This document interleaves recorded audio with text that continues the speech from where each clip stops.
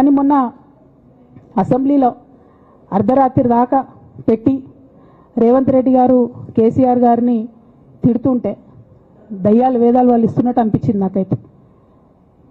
దానికి ఈయన హీరోలాగా ఎదుర్కొన్నాడు, ఈయన 6 అడుగుల బుల్లెట్ అని పార్టీ అంతా ట్వీట్ చేస్తే, మరి 6 అడుగుల బుల్లెట్ ఎవరికి గాయం చేస్తుంది? ఎండ్ ఆఫ్ ద డే ఇవాళైతే నన్ను గాయపరిచింది, రేపు రామన్నను గాయపరుస్తారో కేసీఆర్ని గాయపరుస్తారో.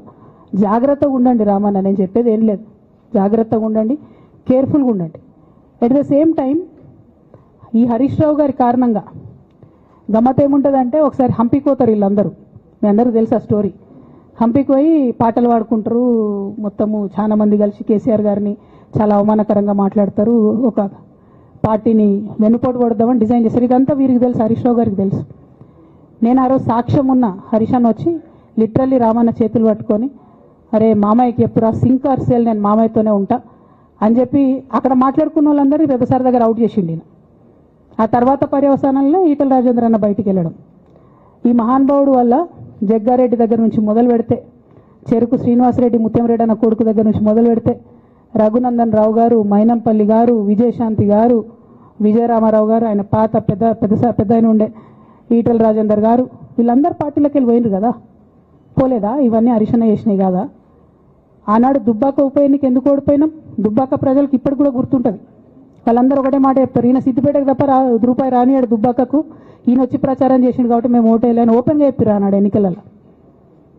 దానికి ఏం రాపించుకుంటాడు ఈయన పేపర్లల్లో? ఒంటరి పోరాటం చేసి ఓడిన హరీష్ రావు. అసలు ఓడిపోయిందే మీ వల్ల కదా. మీరు మీడియా మేనేజ్మెంట్లో సూపర్ అలా డౌట్ ఏం లేదు. రామన్న యూట్యూబ్లు మేనేజ్ చేసి నా మెయిన్ స్ట్రీమ్ మీడియా మేనేజ్ చేస్తాడు అంతే, అంతకుమించి వేరే ఏం లేదు. నేను రామన్నని రిక్వెస్ట్ చేస్తున్నా, అన్న మీరు కూడా ఆ స్కిల్ నేర్చుకోండి అన్న. అట్లనే ఈటల రాజేందర్ గారు ఉప ఎన్నిక దగ్గరుండి హరీష్ అన్న గెలిపిలేదా అండి ఈటల రాజేందర్ని?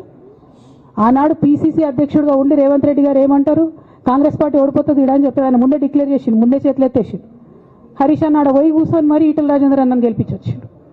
ఈ బంధం రేవంత్ రెడ్డి గారిది హరీష్ రావు గారిది అప్పటి నుంచి కొనసాగుతుంది, కొత్త బంధం ఏం కాదు ఇది. నేను కేసీఆర్ గారిని పెద్దల్ని రిక్వెస్ట్ చేసేది ఒకటే, ఈయన చేస్తున్న నక్క జిత్తుల్ని దయచేసి గమనించండి. ఇవాళ నేను బయట పోతా కావచ్చు, నాదేముంది, ఉద్యమంలోకి వెళ్ళి వచ్చినా వాళ్ళ ఉద్యమంలోకే పోతా, నాకు భయం ఏముంటుంది, నాకు ఎన్నడూ పదవుల మీద ఆశ లేదు.